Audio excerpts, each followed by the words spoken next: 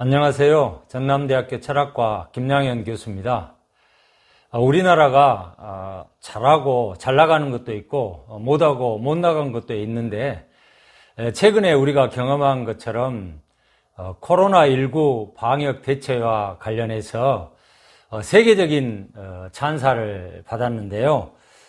대한민국 국민의 한 사람으로서 자부심을 느끼고 대단히 자랑스러운 일이라 생각하고 있습니다. 그런데 몇 년 전 언론 보도 하나를 보면 우리나라 조세 정의의 수준, 세금을 통해서 소득을 재분배하는 이런 수준이 OECD 회원국 중에서 거의 꼴찌 수준이라는 그런 기사가 난 것을 봤습니다. 이 보도에 따르면 G7에 속하는, 즉 선진 7개국에 속하는 독일, 프랑스, 이탈리아, 일본, 영국, 캐나다, 미국 등 주요 선진국과 비교할 때 우리나라는 조세 제도를 통한 분배적 정의를 제대로 실현하지 못하고 있는 것으로 평가되고 있습니다. 그런데 그동안 정부는 상속세와 증여세 인상을 통한 부자 증세, 고소득층의 소득세 및 법인세의 인상 등 적극적인 어떤 세제 정책을 도입해서 우리 사회에 만연한 극심한 빈부격차와 같은 사회 구조적인 문제를 개선하려고 노력해 왔죠. 그러나 분배적 정의를 통한 소득의 불평등 문제를 해소해야 한다는 그런 당위적 요구에 못지않게 사회 구성원 일부의 그런 조세 저항과 반발도 만만치 않은 것 같습니다. 이러한 문제와 관련해서 우리는 다음과 같은 질문들을 던져볼 수 있을 텐데요. 정의의 기준은 무엇인가? 분배적 정의의 기준은 무엇인가? 부자들에게 더 많은 세금을 부과하는 것은 어떻게 정당화될 수 있는가? 불평등은 어느 정도까지 용인되고 정당화될 수 있는가? 이러한 문제의식, 이러한 질문을 기초로 삼아서 우리는 현대의 대표적인 정치 철학자 중에 한 사람인 존 롤스를 통해서, 존 롤스의 정의론을 통해서 한번 문제의 해결의 실마리를 얻고자 합니다. 먼저 존 롤스는 어떤 철학자인지 간략하게 알아보도록 하겠습니다. 존 롤스는 정의론 연구에 거의 평생을 바친 현대의 대표적인 정치 철학자라고 평가되고 있죠. 롤스는 메릴랜드주 볼티모어에서 5형제 중에 둘째 아들로 태어났습니다.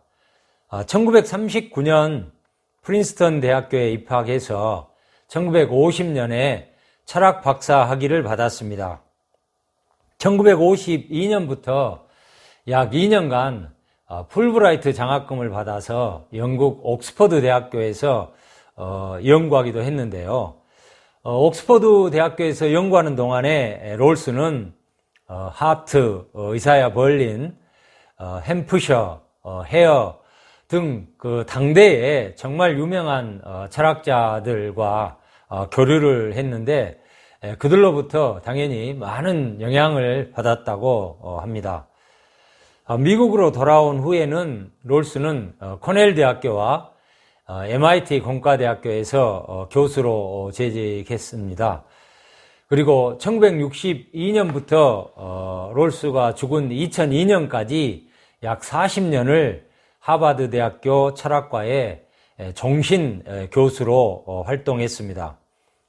종신 교수직은 미국의 유명한 대학들에만 있는 제도라고 할 수 있겠는데, 우리나라를 포함해서 거의 많은 나라들은 65세 교수 정년제를 시행하고 있죠.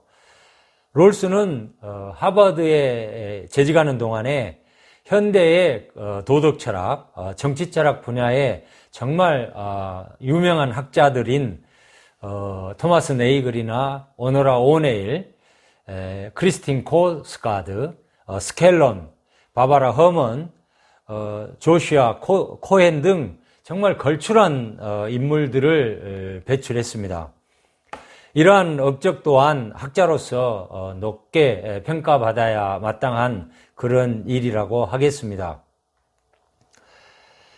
1958년에 롤스는 공정으로서의 정의, Justice as Fairness라는 논문을 이렇게 발표했는데, 이 논문 이후에 정의론에 대한 많은 논문을 썼고, 1971년도에 Theory of Justice라는 정의론, 롤스의 대표 저술, 그리고 1993년도에 Political Liberalism, 정치적 자유주의, 그리고 1999년도에 만민법, 이러한 책들을 냈습니다.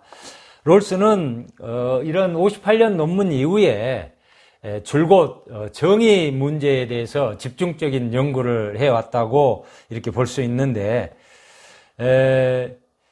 정말 이 정의론이라는 이 이제 단행본 저술을 내므로써 세계 학계의 스타 학자가 되었다고 말할 수 있겠습니다. 롤스는 학문적으로 정말 대단한 성공을 거둔 학자인데, 철학뿐만 아니라 정치학, 법학, 뭐 교육학, 행정학 뭐 등등 인문사회과학을 망라하는 두루 거의 모든 학문 분야에서 큰 성공을 거둔 학자인데, 롤스는 많은 저술을 한 학자는 아닙니다. 그래서 보통 롤스라고 하면 우리가 이 정의론을 떠올리게 되는데, 이 책이 실제로 롤스의 저서 중에서 가장 중요한 주저라고 이렇게 말해도 틀리지 않는 말이 되겠습니다. 롤스는 자신이 정립한 정의의 원칙들을 한마디로 공정으로서의 정의라고 이렇게 이야기하는데요. Justice as Fairness라고 특징을 짓죠. 이 공정으로서의 정의의 원칙들은 특정 사회의 어떤 선택이나 정부를 이렇게 설립하는 것과 같은 그런 차원의 문제라고 이해해서는 안 됩니다. 공정으로서의 정의의 원리 원칙은 사회의 기본 구조에 관한 근본적인 원리 원칙과 관련되는데요. 정말 이 점을 분명히 해야 하겠습니다. 말하자면 정의의 원리 원칙들은 자유롭고 합리적인 개인들이 원초적으로 평등한 사회에서 자신의 집단이나 사회 공동체의 기본 구조와 조건으로 채택하게 되는 근본적인 원리 원칙이라는 거죠. 근본적인 원리 원칙. 합리적인 개인들이 원초적으로 평등한 상황에서 자신들의 집단이나 공동체를 규정하는 어떤 기본 구조로 이렇게 채택하게 되는 근본 원리다. 이렇게 볼 수 있습니다. 좋습니다. 이러한 어떤 정의의 원칙들이 어떤 추론 과정을 통해서 도출되는가를 이제 살펴보게 될 텐데요. 그리고 나서 정의의 두 원칙이 무엇인가를 논의해 보도록 하겠습니다. 먼저 우리가 속한 어떤 사회 공동체의 기본 원리, 우리가 채택하게 될 기본 원리를 정한다고 한번 상상해 보지요. 이때 근본적인 어떤 물음은 어떤 원리를 근본 원리로 정할 것인가, 그리고 어떤 절차나 방식을 통해서 그러한 근본 원리를 정할 것인가 라고 하는 것이 핵심적인 물음이 되겠죠. 만약에 우리가 모든 사람에게 적용되는 공정하고 정의로운 원리 원칙을 원한다면, 그런 것을 만들려고 한다면 우리는 무엇보다도 먼저 각 개인의 다양한 어떤 각양각색의 취향이라든지 이익관심, 또는 어떤 각 개인들의 도덕이나 어떤 종교적 신념, 사회적, 경제적, 정치적인 어떤 주의 등을 다 배제하고 생각을 해봐야 되겠죠.